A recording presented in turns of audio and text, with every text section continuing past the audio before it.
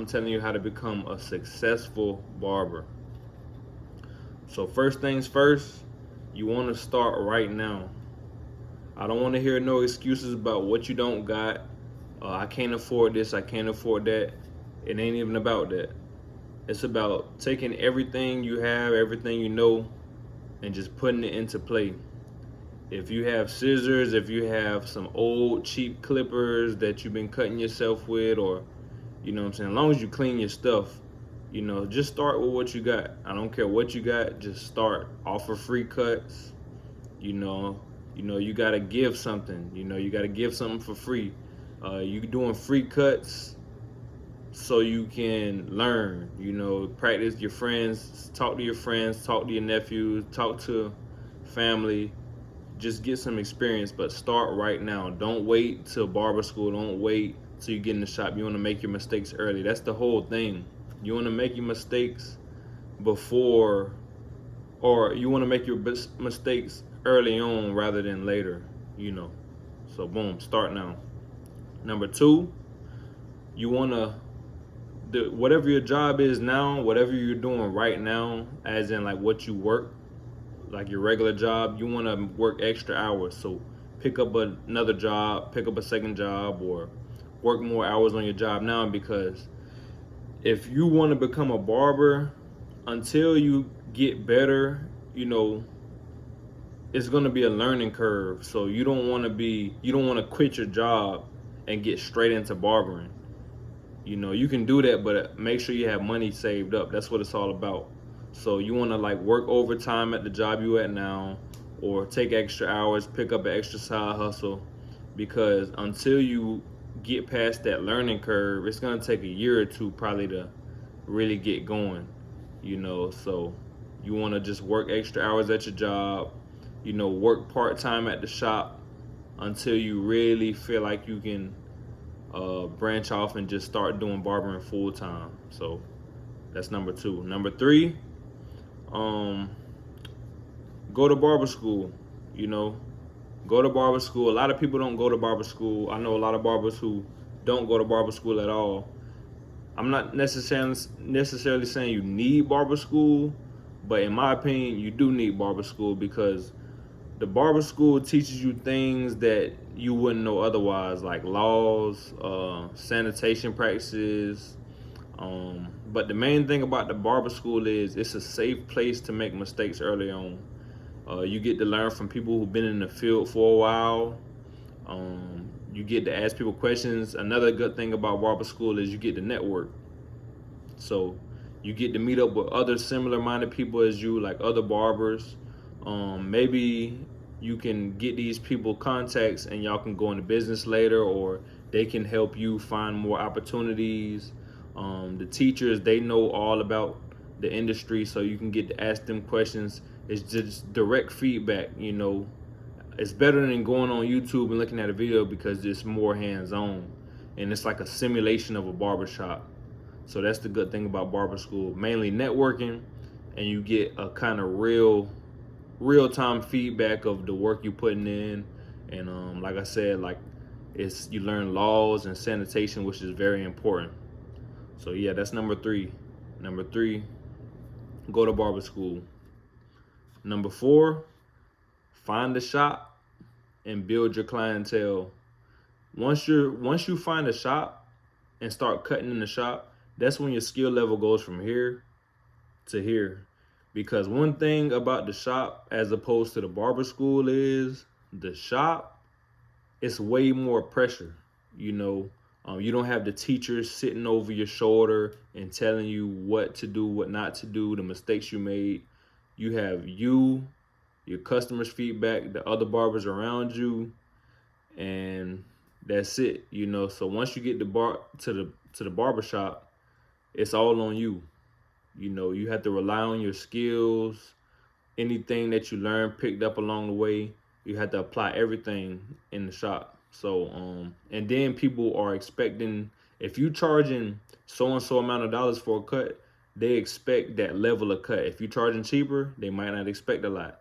So whatever you charge, whatever your shop charges, they expect that level of cut.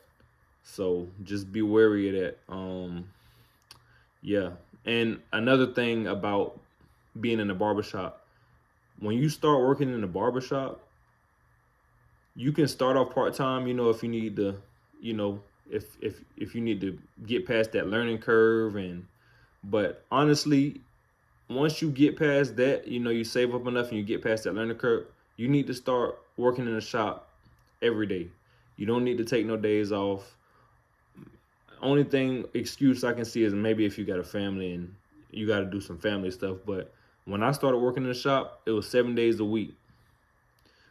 You know, barely any breaks. I'm trying to build my clientele. I'm trying to hit the ground running. For the first 6 to 7 months, I was working every day in a barbershop because I knew I wanted to compete and I got to get past this learning curve. So yeah, man, that's very important, man, because you swimming with the sharks now. That's what my instructor always used to tell me. Like once you hit that shop, you swimming with the sharks. So you gotta pick it up. You gotta start cutting faster. You gotta start getting your conversation right. Cutting skills gotta go up. Everything need to improve. So yeah, that's number 4. Find a barbershop. Number 5 is just simply perfect your craft. Whatever you have to do to get better in any way. Continued education, watching YouTube videos like this, or watching any videos. Just anything, getting feedback from your customers, getting feedback from the other barbers.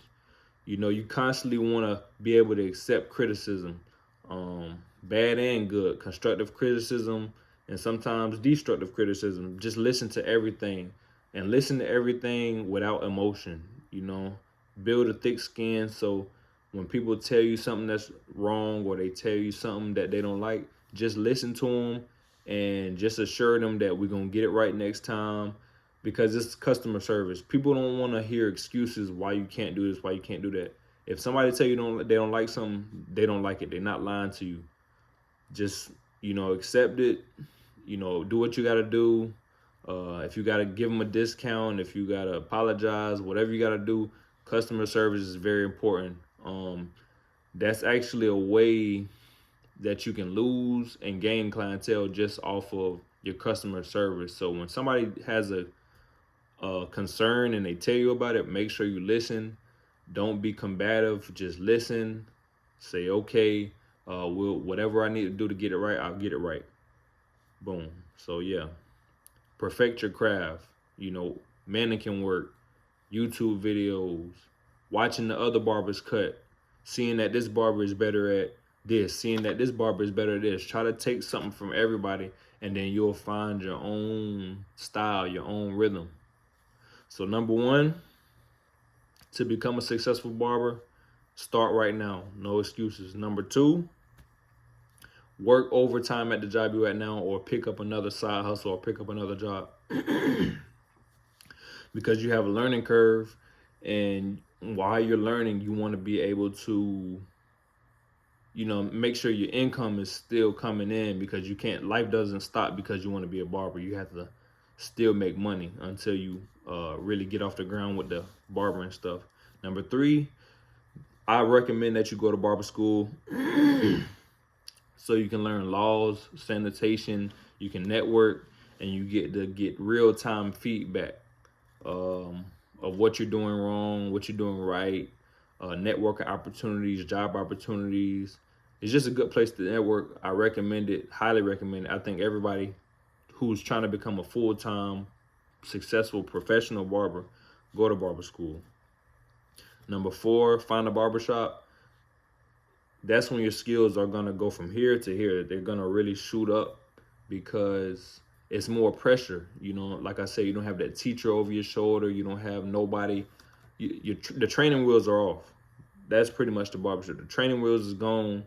It's either you fall or you get right. So yeah, find a shop. And then last but not least, perfect your craft. I know when I was starting off, you get better over time. You keep getting better and you keep getting better. It's very important that you stay humble. And no matter how good you think you are, if you don't humble yourself, you're going to be humble. So stay grounded. if you stick with it long enough and you're motivated, ambitious, and you always perfecting your craft, you're gonna get that feedback. People gonna start tipping you. They're gonna start referring you, and it's easy to get a big head and think you the, you know what I'm saying? You might think you're the best barber in the land, but trust me, if you don't humble yourself, somebody or a situation, something's gonna humble you. So just stay grounded, perfect your craft, let your work speak for you. And yeah, that's how to become a successful barber. Not an average barber. That's how you become a successful barber. I'm out.